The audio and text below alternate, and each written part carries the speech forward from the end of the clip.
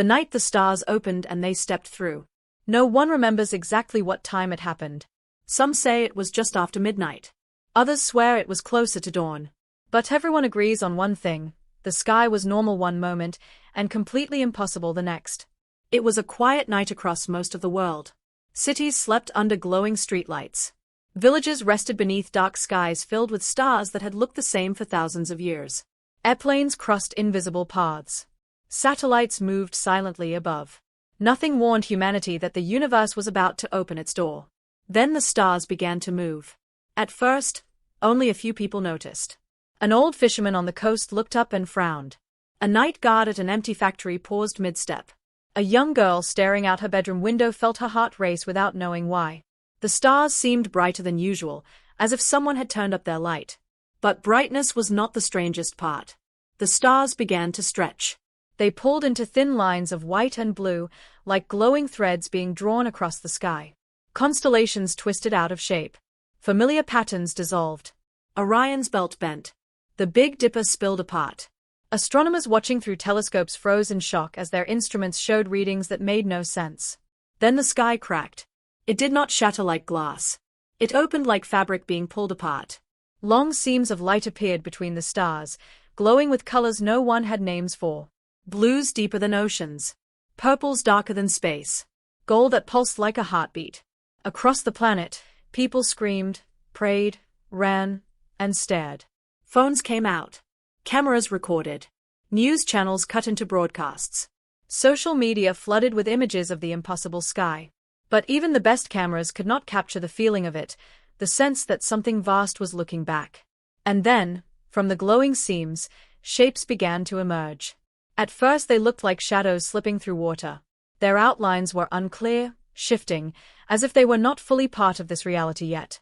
The light around them bent and curved, as though space itself was struggling to make room. One by one, they stepped through. They were not ships. There were no metal hulls or flashing lights. These beings arrived alone, drifting gently downward, guided by invisible forces. They slowed as they reached the atmosphere, hovering silently above cities, deserts, oceans, and forests. They were tall, taller than humans, but slender. Their bodies seemed smooth, covered in surfaces that reflected starlight like liquid glass. They had limbs, but their joints bent differently. Their heads were elongated, with no visible mouths. Where faces should have been, there were patterns of light that shifted constantly. No engines roared. No explosions followed. The world waited, breath held. Governments reacted instantly. Emergency alerts sounded in dozens of languages. Military bases went into full lockdown. Fighter jets scrambled, but pilots reported strange interference as they approached the hovering figures. Radar struggled to track them. Missiles refused to lock on. Every attempt to engage failed. And then, something even more shocking happened. The beings spoke. They did not use sound at first. There were no voices echoing from the sky. Instead, people everywhere felt a pressure in their minds, a gentle but undeniable presence. Thoughts that were not their own formed clearly, as if placed there with care. Do not be afraid. The message was the same across continents. Across languages. Across cultures. We mean no harm. Some people collapsed in tears. Others clutched their heads in pain. Many fell to their knees, overwhelmed by the feeling of being seen completely. Every fear, every memory, every hope laid bare. Scientists later confirmed something incredible. The message was not translated. It was understood. Somehow, each mind received it in its own language, shaped by personal understanding. In one city, a being slowly descended into a wide public square. Crowds had gathered despite warnings to stay indoors. Soldiers formed lines, weapons raised, fingers trembling. The air felt heavy, charged, like the moment before lightning strikes. The being touched the ground. There was no impact. No dust cloud. It simply stood there, its glowing patterns pulsing softly. Street lights flickered, then steadied. Car alarms fell silent. Even the wind seemed to pause. A child broke free from the crowd and stepped forward. Her name was Lena. She was 8 years old and unafraid. Before anyone could stop her, she walked toward the being. Soldiers shouted. Her mother screamed. But the being did not move. The lights across its body softened, dimming slightly. Lena looked up. It's beautiful, she said quietly. The being knelt. It lowered itself so its glowing face was level with the child's eyes. Slowly, carefully, it raised one long hand. The air shimmered around it. Lena reached out and touched it. Nothing bad happened. No explosion. No scream. No sudden attack. Instead, the patterns of light across the being shifted into warmer colors. Golds and soft blues rippled outward. A feeling spread through the crowd, a sense of calm so strong it felt unreal. Again, the thought came. We have watched you for a long time. All over the world, the same message echoed in human minds. Tonight, the distance between us ends. High above the planet, the glowing seams in the sky remained open. More beings waited on the other side, visible now, countless lights moving in vast formations, like cities floating between stars. Humanity had always wondered if it was alone. On this night, that question was answered forever. And the answer was standing on Earth, after the first being touched the ground, silence spread like a living thing. It was not the silence of fear alone, but the silence of something unfamiliar settling into the world. People stopped shouting. Soldiers lowered their weapons without being ordered to do so. Even those watching through screens felt the stillness reach them. Across the planet, more of the visitors descended. They chose open places. Empty highways, stadiums, dry deserts, snow-covered plains. They avoided crashing into buildings or frightening crowds with sudden movements. It was as if they already understood human fear and moved carefully around it. Scientists would later say that their arrival patterns were not random. They matched population centers but kept enough distance to avoid chaos. At the time, no one was thinking about patterns. Everyone was trying to understand what they were seeing. Inside control rooms, world leaders argued in urgent whispers. Military advisors demanded permission to act. Others begged for restraint. No one knew what an attack would accomplish. The visitors had crossed the stars without machines anyone could see. Human weapons felt suddenly small. Then the visitors changed the way they spoke. This time, there was sound. It did not come from mouths. Instead, the air itself seemed to vibrate. A low, gentle tone spread outward from each being, different for each location, yet somehow the same. The sound was not loud, but it carried power, like the hum of a massive engine far away. The tones turned into words. Not spoken in a single language, but in many at once. A person in Pakistan heard Urdu. A woman in Brazil heard Portuguese. A man in Japan heard Japanese. Each listener heard their own language clearly, as if the sound was shaped just for them. We are called the Aetheri, the voice said. The name settled into human memory instantly. We are not travelers in the way you imagine, the voice continued. We are walkers between layers of the universe. What you call stars are doors. Tonight, they opened. Astronomers stared at their screens in disbelief. Data poured in showing massive distortions in space itself. The stars had not moved. Space had folded. The sky had become thin. In universities and laboratories, scientists argued whether the laws of physics were breaking or expanding. Some laughed hysterically. Others cried. A few simply sat down, unable to process the moment. The Aetheri continued. For a long time, your world was quiet to us. Young. Fragile. We watched from afar as your species learned fire, then language, then machines. We watched you learn to harm and to heal. Images flooded into human minds. Cave paintings forming under flickering torchlight. Ancient cities rising from dust. Ships crossing oceans. Wars burning fields into ash. Hospitals filled with soft beeping machines. Humans holding hands in moments of joy and grief. People gasped as they saw their own history from the outside. We did not come when you were weak, the Aetheri said. We did not come when you first split the atom. We waited until you could hear us without losing yourselves. The child, Lena, still stood near the being in the city square. She listened, her small face serious. When the voice paused, she spoke again. Why now? She asked. The being turned its glowing patterns toward her. For a moment, the entire square felt warmer. Because you are no longer alone in your thoughts, the voice answered gently. Your signals reached beyond your world. Your questions grew louder than your fear. At that moment, deep space communication centers realized something terrifying and incredible. The visitors were referring to humanity's radio signals, broadcasts, and probes sent into space. Messages once believed to vanish into emptiness had been heard. The stars had been listening. Around the world, religious leaders struggled to respond. Some declared the visitors angels. Others called them demons. Many fell silent, unsure how to fit this moment into ancient beliefs. Ordinary people argued in living rooms, on streets, across glowing screens. Some welcomed the Aethery with open hearts. Others demanded they leave. But the Aethery did not leave. Instead, they began to share. Across cities, glowing shapes formed above the visitors' hands. Images appeared in the air like living holograms. Not flat pictures, but deep, layered visions that felt real enough to step into. They showed other worlds. Planets with purple skies and floating mountains. Oceans glowing with bioluminescent life. Cities grown rather than built, shaped from living crystal and light. Beings of many forms moved through these places, some solid, some made of energy, some shifting constantly. Humanity's place in the universe suddenly felt both small and precious. "You are one voice in a great chorus," the Aethery said. "Not the first, not the last, but unique." The visitors showed moments of disaster as well. Worlds stripped bare by their own technologies. Civilizations that burned themselves into silence. Species that reached too far, too fast, and vanished. The images were not threats. They were warnings. "We do not judge you," the voice said. "But the universe does not forgive ignorance." Fear returned, heavier this time. World leaders demanded answers. Could the Aethery be trusted? Were they scouts for something worse? Why reveal themselves at all? The answer came slowly. "Your world approaches a crossing," the Aethery explained. "A point where your choices ripple beyond your sky. When that happens, silence is no longer allowed." The stars above continued to glow, seams of light still open. The visitors stood patiently, as if time meant little to them. For the first time in history, humanity was not speaking into the dark.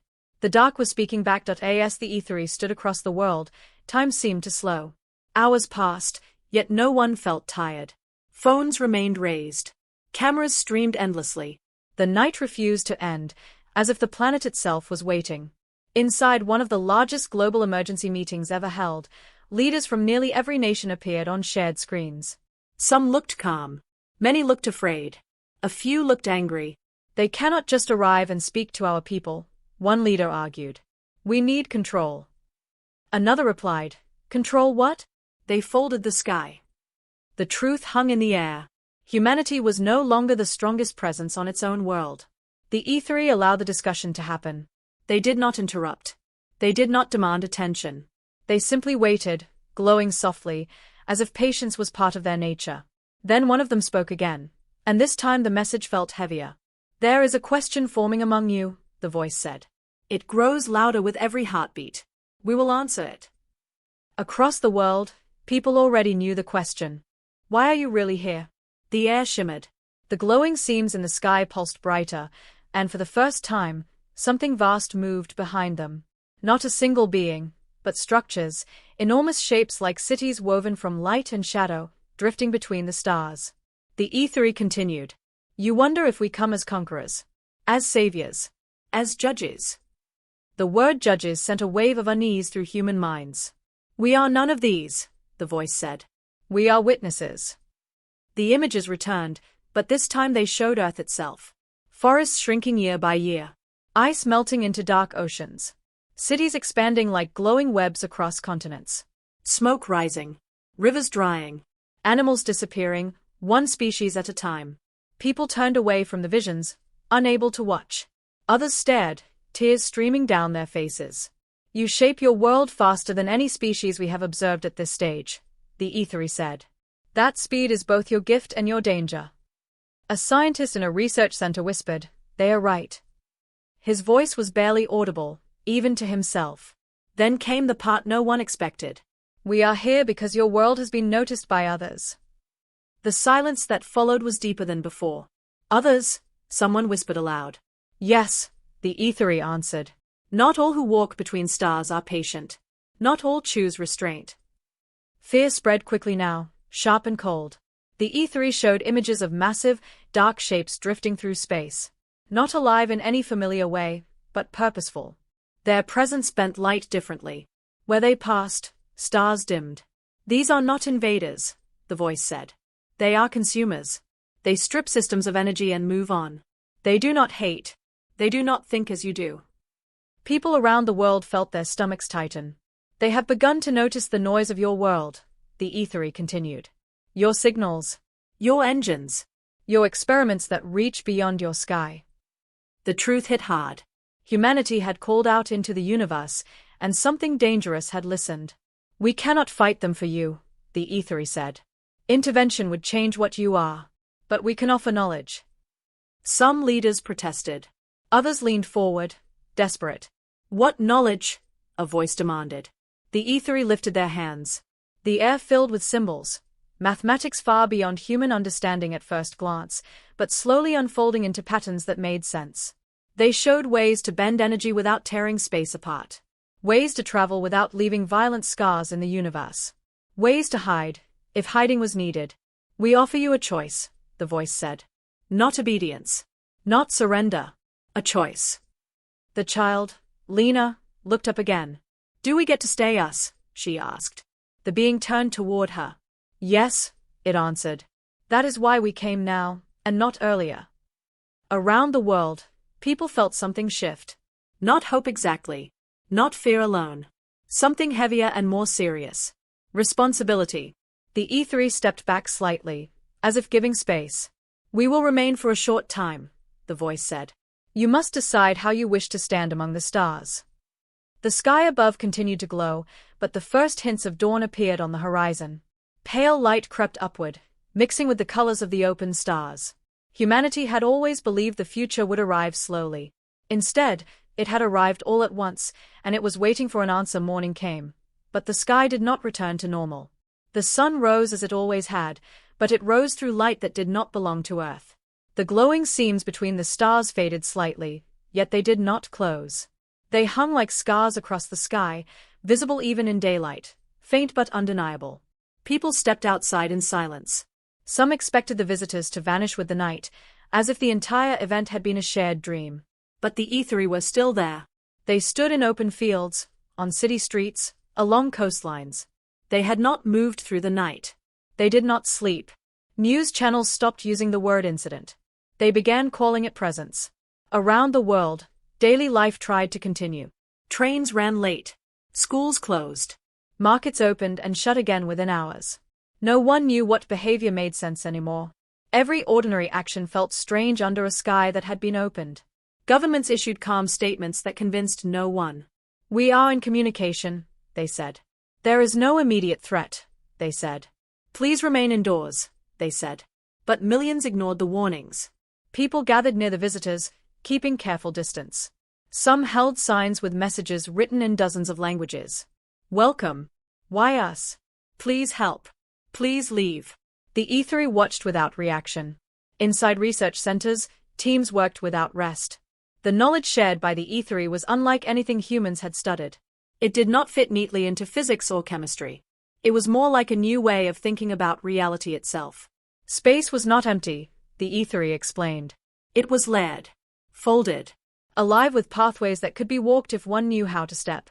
Human scientists argued fiercely. Some believed the Ethery were lying, feeding humanity information that would lead to disaster. Others believed this was the greatest gift in history. In one quiet laboratory, a woman stared at a floating diagram projected by the visitor's technology. If this is real, she whispered, we've been blind.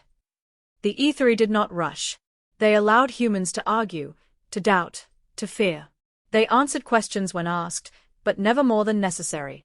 When someone demanded certainty, they offered perspective instead. You seek guarantees, they said. The universe offers none. This angered many people.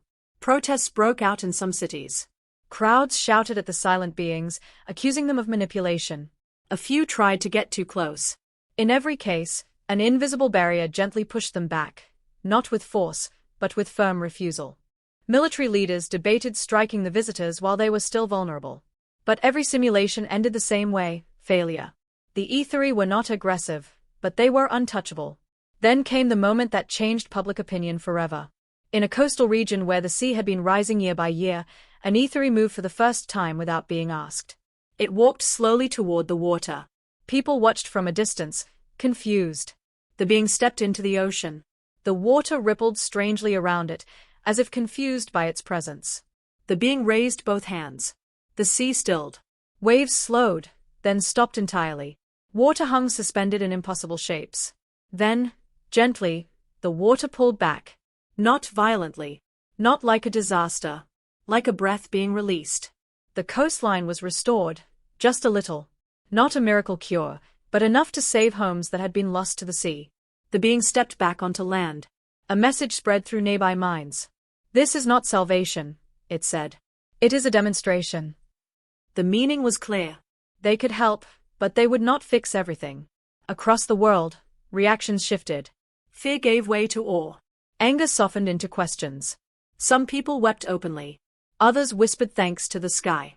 Still, not everyone trusted them. Conspiracy theories spread faster than facts. Some claimed the Aetheri were reshaping Earth for themselves. Others said the sea event was staged.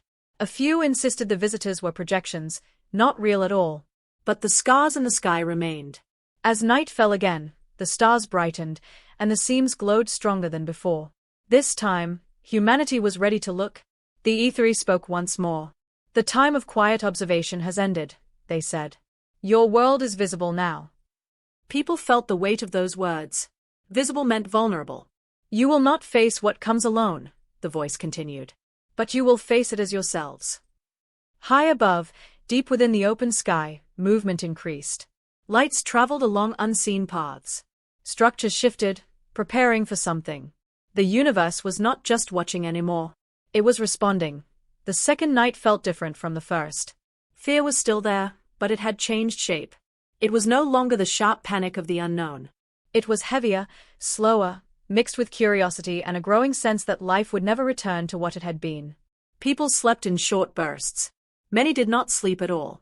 Across the world, rooftops filled with silent watchers. Families gathered outside, wrapped in blankets, staring at the glowing scars in the sky. The Aetheri began to move more during the night. They did not travel like humans. They glided short distances, as if space bent to meet them. They visited hospitals, power stations, research centers, and places of historical importance. They did not enter homes. They did not interrupt personal moments of grief or celebration. They observed. In one hospital, an Aetheri stood quietly beside a room where a child fought for breath. The machines hummed. Doctors worked with tired hands. The being did nothing. A nurse felt anger rise in her chest. If you can help, she whispered, not caring who heard her. Why don't you? The being turned slightly. The message came softly. We could, it said. But then you would stop learning how. The words stayed with her long after the being moved on. Across the planet, small teams of humans were invited to speak directly with the Aetheri.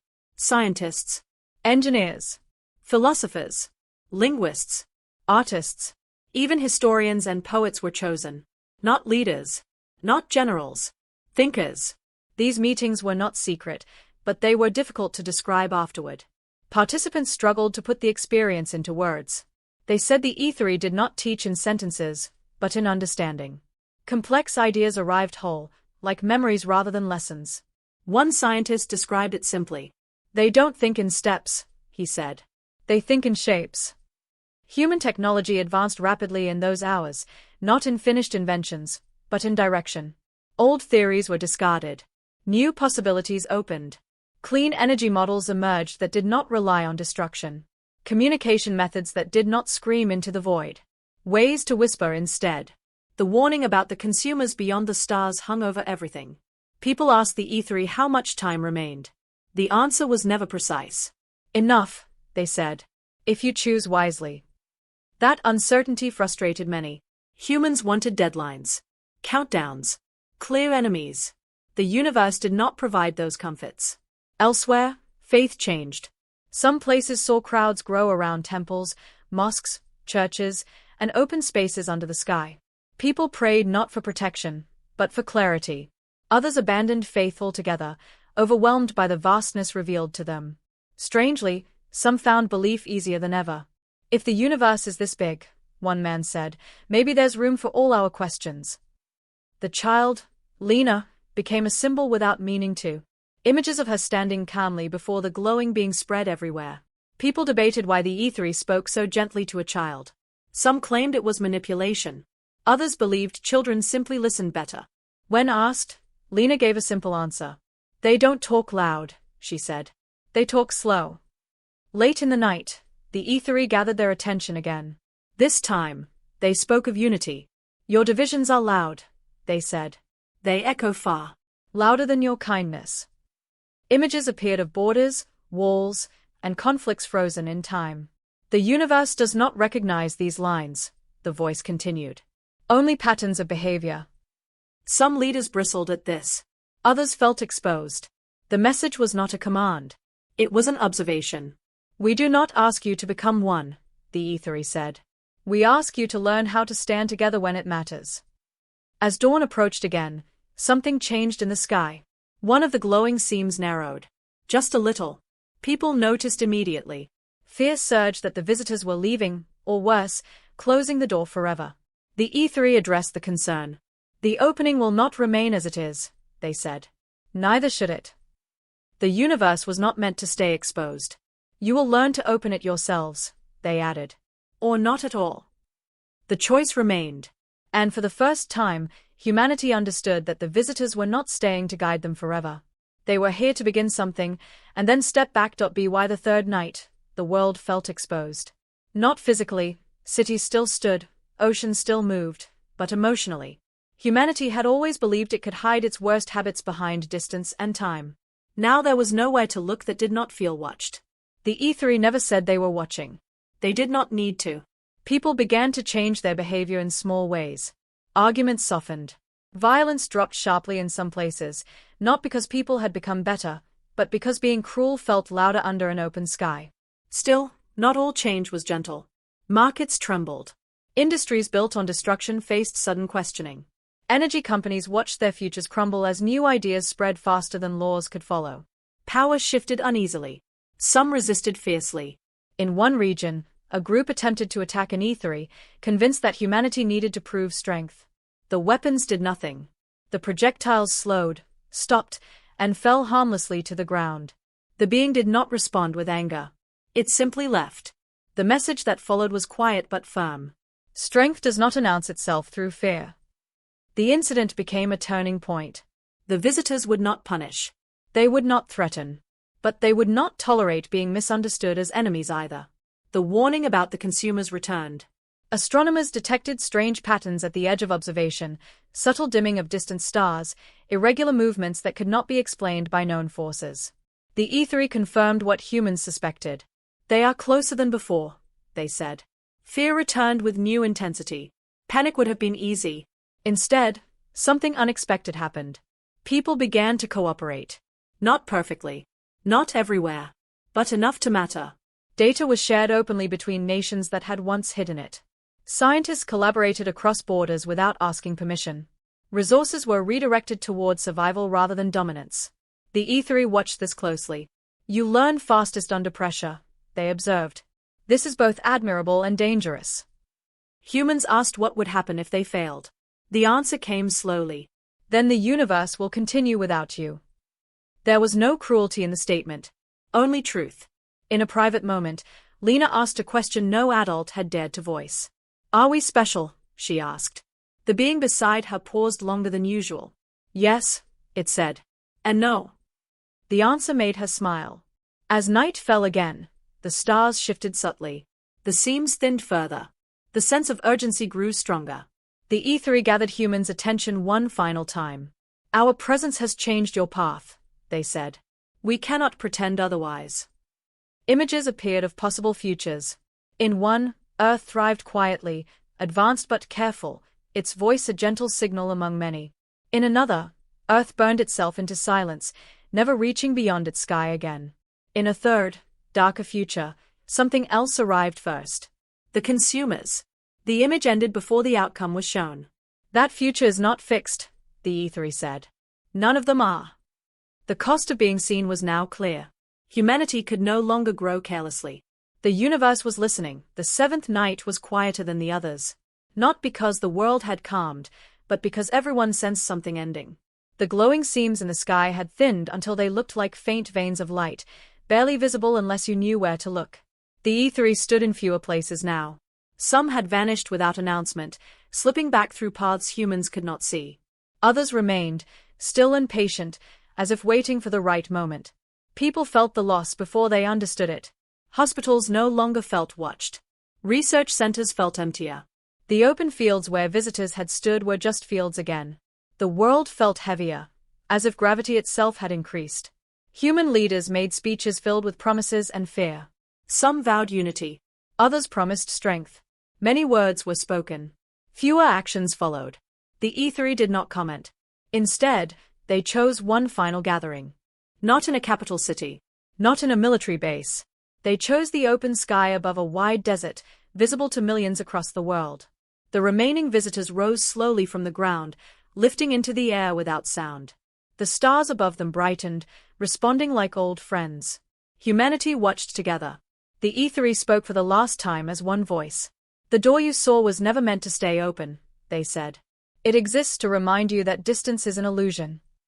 Images appeared one final time, not of other worlds, but of Earth as it was now. A fragile blue sphere wrapped in thin atmosphere, floating in a vast dark ocean. You have taken your first step into awareness, the voice continued. That step cannot be undone. People waited for instructions. Rules. Commands. None came. We will not return in this form, the E3 said. Not because you failed. Because you must now learn without us standing beside you. Fear rose again, mixed with sadness. What if we need you? Someone cried aloud. The answer was gentle. You will. The meaning was unclear, and that was intentional. The child, Lena, stood watching the sky with her mother. She felt tears run down her face, though she did not fully understand why. Will they miss us? She asked softly. Her mother did not answer. The E3 lifted higher, their forms blurring as space bent around them. One by one, they stepped backward. Not up, not away, but through. The seams in the sky pulsed once. Then they closed.